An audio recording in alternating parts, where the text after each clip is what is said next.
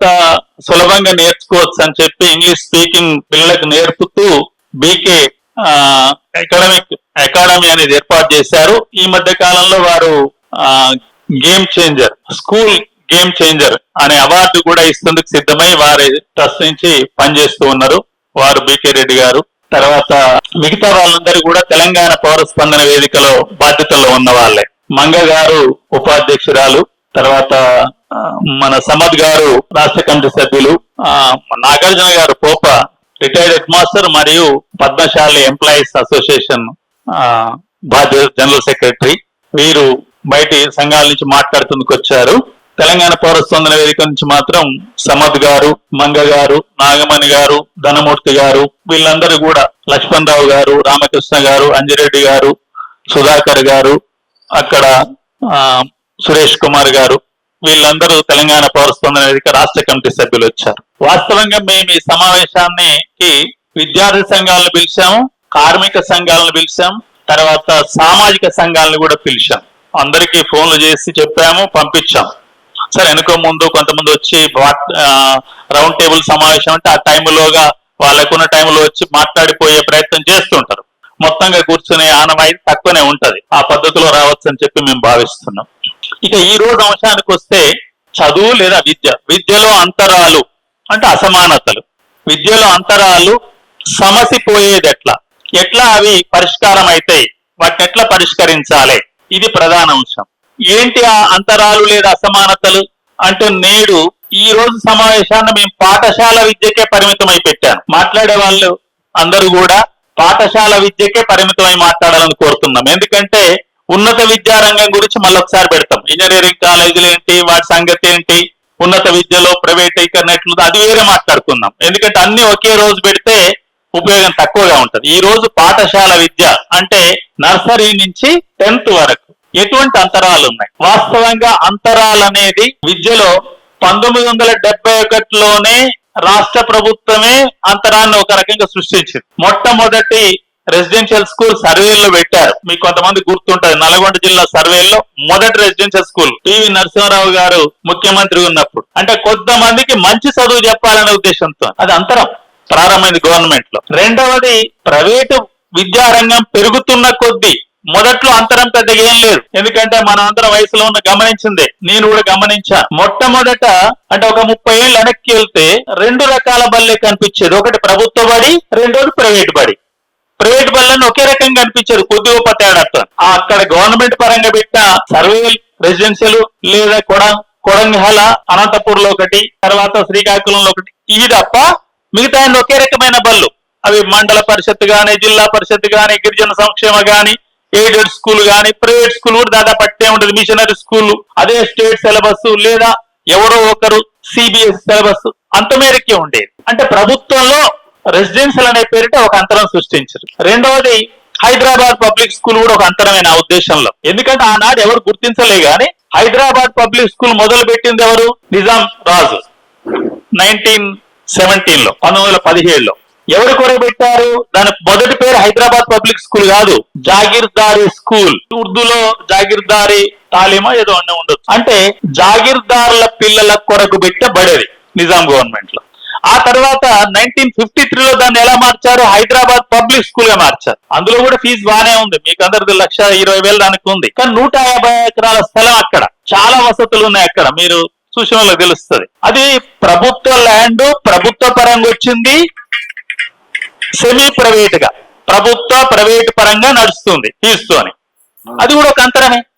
ఇక ప్రైవేట్ రంగ ప్రవేశం చేసినాక 90 తర్వాత చూస్తే ఇప్పుడు ఎన్ని అంతరాలంటే, నాకు తెలిసి ప్రైవేటు బళ్ళల్లో ఒక 10-12 రకాల పాఠశాలలు ఉన్నట్టు కనిపిస్తుంది. తక్కువ సంవత్సరానికి 25-30 వేలు ఫీజు తీసుకొని చదువు చెప్పే చిన్న పాఠశాలలు ఉన్నాయి. అది గ్రామీణ ప్రాంతం కావచ్చు లేదా స్లమ్ ఏరియాలో కావచ్చు. ఇప్పుడే రాధేశ్యామ్ గారు చెప్పారు, మా జనరల్ సెక్రటరీ, 8 లక్షల ఫీజు తీసుకొని అది నర్సరీకే చదువు చెప్పే పాఠశాలలు కూడా వచ్చాయి. అంటే 30,000 నుంచి 8 లక్షల మధ్యన ఒక 12 రకాల ఫీజులో 13 రకాల ఫీజులు ఉన్నాయి. ఇది ఎక్కడి దారి తీస్తుంది అంటే, ఇప్పుడు ఆర్థిక స్తోమతను బట్టి తప్పనిసరిగా పిల్లలు తమ ఆర్థిక స్థాయిలలో బళ్ళల్లో ఉంటున్నారు. అంటే ఆర్థిక స్థాయిలలో తేడా ఉన్న వాళ్ళు కలిసి చదువుకునే అవకాశం లేదు. ప్రభుత్వ బడి చివరికి ఎక్కడైపోయిందంటే ఏమి దిక్కు లేనోనికి, ఇక ఏ రూపాయి ఖర్చు పెట్టలేనోనికి మాత్రమే ప్రభుత్వ బడి అనే ఒక దుర్మార్గమైన స్థితికి వెళ్ళిపోయింది, దీన స్థితికి వెళ్ళిపోయింది. ఇది మంచిది కాదు కదా.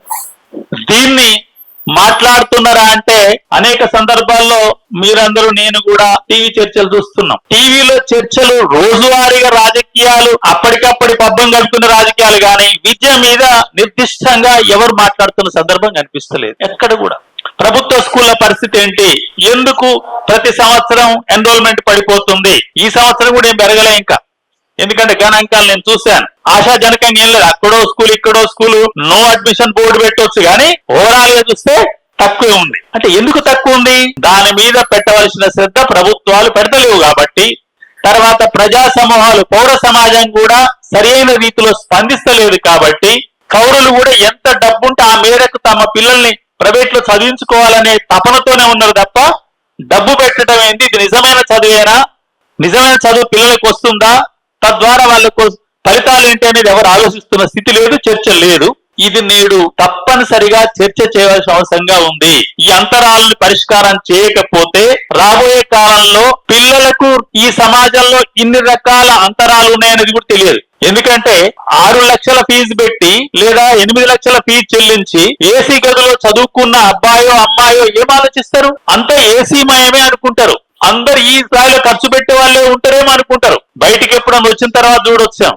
వాస్తవంగా అక్కడ ఏమైనా సమాజం మొత్తాన్ని అభివృద్ధి చెందే విద్య లభిస్తుందంటే అది ఎక్కడ లేదు. నేను ఈ మధ్య కాలంలో రీసెంట్ గా ఆగాఖాన్ స్కూల్ కూడా పోయి విజిట్ చేసిన. ఆగాఖాన్ స్కూల్ రావిరాల విలేజ్ లో ఉంటది. ఆ స్కూల్ విజిట్ చేయాలంటే కూడా కష్టంగానే ఉంది. నేను XMLC అని చెప్తే కూడా లేదు, ముందు మీరు ఆన్లైన్ లో అపాయింట్మెంట్ తీసుకుంటే రావాలి తప్ప మిమ్మల్ని పోనీయమని పాపం గేట్ కాడి కీపర్ కి ఏముంటది. అప్పుడు నేను వెంటనే డిఓ రంగారెడ్డి డిఓకి ఫోన్ చేసి, నేను ఇక్కడ గేట్ కాడ ఉన్నాయా బాబు, పోయి చూడాలని వచ్చినా అంటే ఆయన చెప్తే పంపించారు నన్ను కూడా. లోపలికి పోతే సిలబస్ ఏంటి అసలు తల్లిదండ్రులు ఎంత గందరగోళపరుస్తున్నాయంటే, మెజార్టీ స్కూల్ స్టేట్ సిలబస్ లో ఉంది, SSC బోర్డు పరీక్ష రాస్తున్నారు 10వ తరగతి. ఆ తర్వాత మనకు తెలిసిన syllabus CBSE, central board of secondary education. CBSE లో మన రాష్ట్రం నుంచి దాదాపు 5-6 కాదు 50,000 కనుక రాస్తున్నారు. ఇవే కాదు ICSE సిలబస్ ఒకటి వచ్చింది ఈ మధ్యన, మీరు కూడా పేరు విని ఉంటారు. కానీ ఆగాఖాన్ స్కూల్ సిలబస్ ఏంది?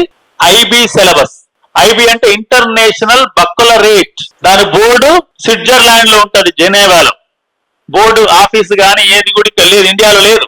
ఆ బోర్డు స్కూల్ అది. అటువంటి ఎన్ని స్కూళ్ళు ఉన్నాయని హైదరాబాద్ లో నేను సెర్చ్ చేసి చూస్తే, హైదరాబాద్ లో ఒక 10 స్కూళ్లు IB సిలబస్ ఇప్పుడు ఫాలో అవుతున్నాయి. అందులో హైదరాబాద్ పబ్లిక్ స్కూల్ కూడా ఈ మధ్య కాలంలో వాళ్ళు స్టేట్ సిలబస్ తో పాటు మేము ఒక సెక్షన్ IB సిలబస్ కూడా ఫాలో అవుతున్నామని నేను ఇంటర్నెట్ లో సెర్చ్ చేస్తే నాకు అనిపించింది. అంటే ఇన్ని అంతరాలు. అంటే ప్రైవేట్ రంగంలో ఒక వస్తువును అమ్ముకోవాలంటే రకరకాల పేర్లతో గాని ఆకారాల్లో మార్పు చేసి, ఇప్పుడు మనం కన్స్యూమరిజం లో ఉన్నాం. ఈ వస్తువు రంగంలో కార్లను రోజుకో రకంగా తయారు చేస్తారు చూస్తున్నాం, సైకిల్ మోటార్ రోజుకో రకంగా తయారు చేస్తున్నాం. ఇదంతా పైకప్పులోనే తేడా, ఇంజన్ లో తేడా ఏముండదు.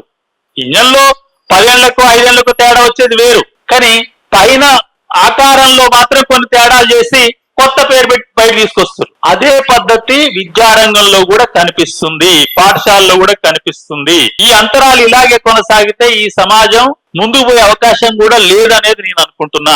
తెలంగాణ పౌరస్పందన వేదిక భావిస్తుంది.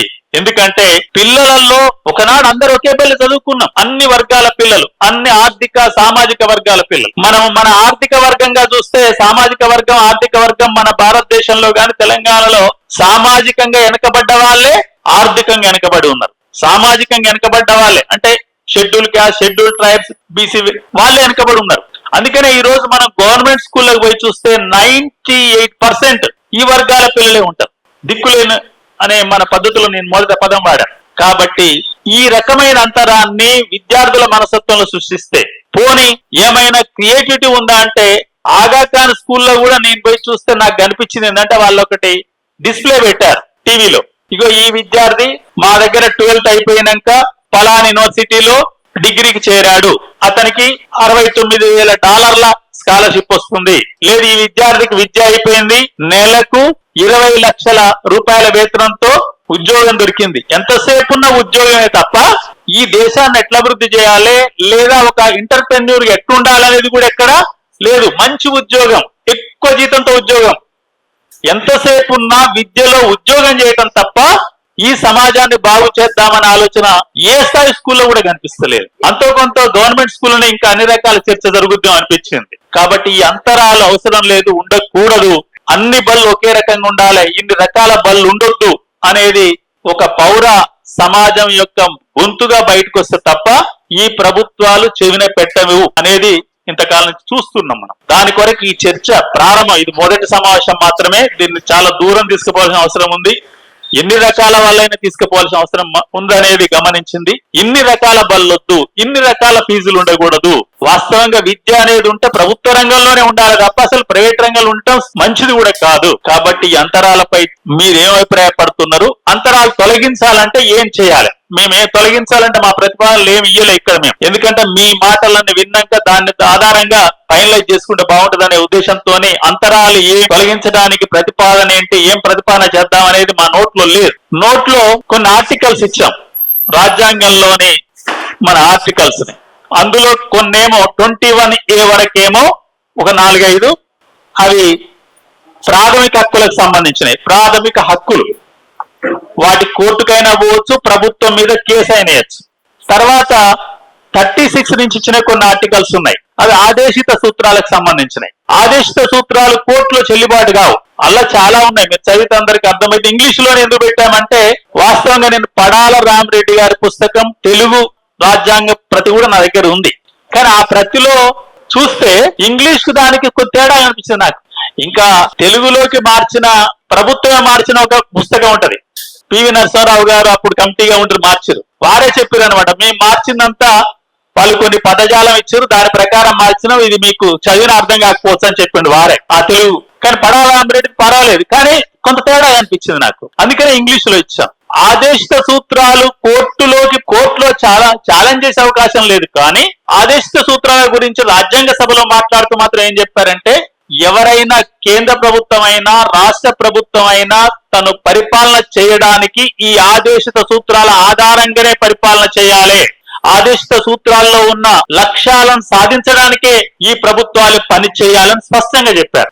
కానీ ఆ ఆదేశిత సూత్రాలలోని లక్ష్యాలకు అనుగుణంగా కాదు, భిన్నంగా పనిచేస్తున్నట్టు మనకు ఆచరణ మొత్తం కనిపిస్తుంది. ఏమైనా మీరందరూ పాల్గొన్నందుకు మరొక్కసారి తెలంగాణ పౌర స్పందన వేదిక నుంచి హృదయపూర్వక అభినందనలు తెలియజేస్తూ, చదువుల్లో అంతరాలు ఉన్నాయి, పాఠశాల విద్యలో ఈ అంతరాలను తొలగించడానికి ఏం చేస్తే బాగుంటదనే ఒక పిలుపిద్దాము.